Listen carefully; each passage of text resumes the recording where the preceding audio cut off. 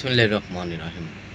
দেখেন, একটা কথা আছে যে যত গর্জে তত বৃষ্টি হয় না, বর্ষা হয় না। বেশি যদি গর্জে সেটা আবার খুব কম বর্ষা হয়।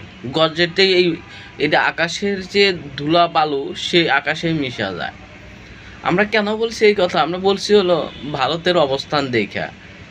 আপনি যদি দেখেন যে কাশ্মীরে যে হামলা হলো, হামলাতে 29 জন মারা গেছে।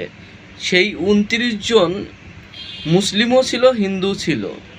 কিন্তু দেখেন যে ভারতের গোয়েন্দা সংস্থা অ্যানালাইসিস অ্যান্ড উইং, এই উইং আপের গল্পটা বানাইছে শুধু হিন্দুদের আপের ধর্ম কি চেক করে এটা হলো হত্যা করছে। যেটা এখন প্রমাণ হইতেছে এটা হলো মিথ্যা কথা। আপনি কেন বলছি? আপনি যদি দেখেন যে জাতিসংঘ যে আপনার হামলার জন্য পাকিস্তানকে দায় বহন করছে, এখন জাতিসংঘ আপনার এখানে কি বলছে? এখানে হলো ভারত চাইছিল হলো পহেলগ্রামকে সামনে আনার জন্য, কিন্তু জাতিসংঘে যখন আপনার অভিযোগ করছে, জাতিসংঘে এখানে বলছে হলো কাশ্মীর।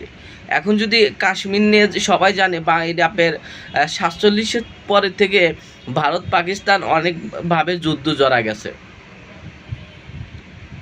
কারণ এটা জাতিসংঘ নিয়ে পৃথিবীর সবাই জানে যে কাশ্মীর নিয়ে 2 দিন পরে পরে ভারত এবং পাকিস্তান যুদ্ধ হয়।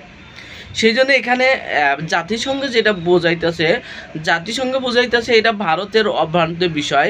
এবং ভারত এদের নরেন্দ্র মোদী সরকার আপনার গত 10 বছর আপনার মুসলিমদের যেভাবে আপনার ওয়াকফ বিলে নির্যাতন করছে, মুসলিমদের ঘর বাড়ি ভাঙতেছে এবং মুসলিমদের নির্যাতন করতেছে, এটার পরিপ্রেক্ষিত হতে পারে। সেই জন্য জাতিসংঘ ভারতের পহেলগ্রামের স্টেটমেন্টটা বাদ দিয়ে শুধু এখানে কাশ্মীর বসাইছে। তাহলে এখানে কি বোঝাইতেছে? অর্থাৎ ভারত যে আপনার সে আবেদন করছিল, জাতিসংঘ আবেদনে সাড়া দেয় নাই। এখানে করলে একটা পাকিস্তানের জন্য আপনার কূটনীতিক বিজয়। কারণ এই কারণে আপনি যদি দেখেন যে পহেলগ্রাম যদি জাতিসংঘ উপস্থাপনা করতো, তাহলে পড়তে হলো ভারতের ভিতরে, অর্থাৎ এখানে সিম্পিসি তৈরি হতো।